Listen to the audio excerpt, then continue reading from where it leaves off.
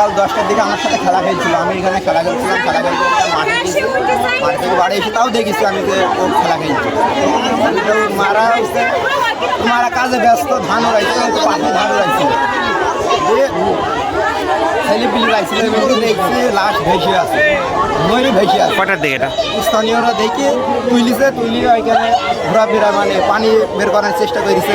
তারপরে তখন হলো আমি আবার সাথে করে মেহের করে নিয়ে গেলাম, মেহের করে একটা ডাক্তার হসপিটালে নিয়ে গেলাম। ওই হসপিটালে ডাক্তার বললো বাঁচা নেই, বেঁচে নেই, মারা গেছে।